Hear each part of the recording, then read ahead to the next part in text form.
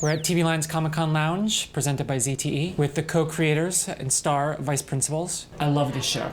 I love you and Walton Goggins together. Thank you. How did that partnership come about? You know, Joe and I had been fans of Walton's for a while. I mean, everything he's in, I think he just has, he's one of those actors that just has a very dangerous, comedic sense to him. Even in his very serious work, there's always this, underlying comedic edge. Mm-hmm. And so, we wrote this character, Lee Russell, and we knew it was a very tricky role to cast because it really couldn't just be a comedian. It was going to require somebody with some dramatic chops, knowing where the story goes, and we struggled with who that could be. And when we kind of thought of Walton Goggins, we sent him a few of the episodes, and he was shooting Hateful Eight, and he called me the next day and was just speaking to me as if he was Lee Russell without any direction, and he just got it. He got the character before we even had to talk to him. He understood what this guy was all about, and it was awesome. I'll tell you, Danny is really good at saying curse words, and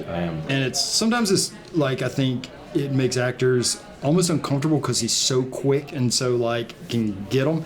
And when Walton and Danny did the table read together, it was the first time I think I'd seen anybody go head to head with Danny, and it was just there was no winner. It just kept getting bigger and bigger, and it was awesome, honestly. And I remember just thinking, okay, this is going to be a cool combination. Yeah. He's one of my favorite people ever. He's awesome. Our families just went on vacation together. That's how much we love each other from doing this show. Wow. And had you known him personally before that? We had known him socially. He actually came in to audition for the third season of Eastbound. He auditioned for the role that Sudeikis had.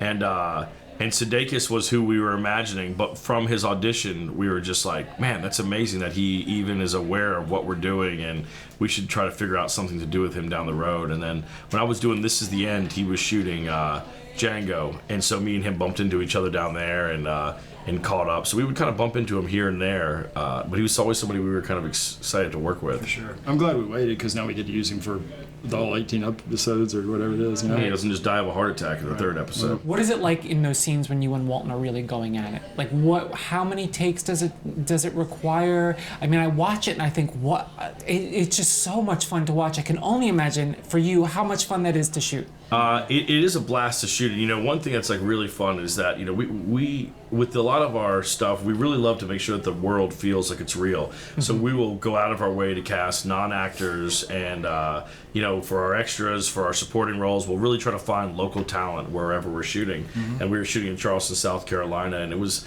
scenes like the first episode where we're in the teacher's lounge. Mm-hmm. When you read that, it's one thing, but then once we were in there with these people who had no sort of idea what the tone of the show was or anything, and we're sitting here snapping in each other's faces and telling each other to off, and then you see the looks on their faces, it really makes it a lot of fun, where you're just look, these people have no idea what this show is about.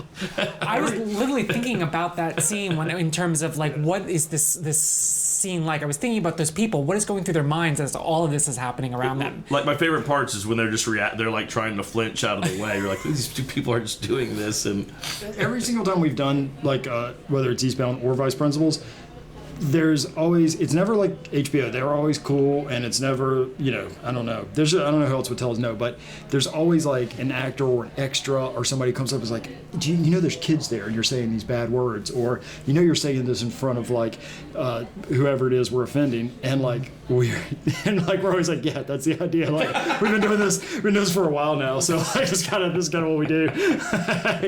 So is the 2-season and done thing true? It is, when we set this show up, we had an idea for a story that had a beginning, middle, and end. And so when we set it up, we didn't want to just do a season of it and then, if it got popular, if it didn't, affect us being able to finish it the way we had anticipated. So we really spent a year writing the whole entire series and then a year shooting the whole thing, and now it's completely done. And so it's one complete story. Yeah. So there's nobody could talk you into doing more than these. We're not going to be idiots to say we would never do something again, but it was definitely approached as if this is what it is, Yeah.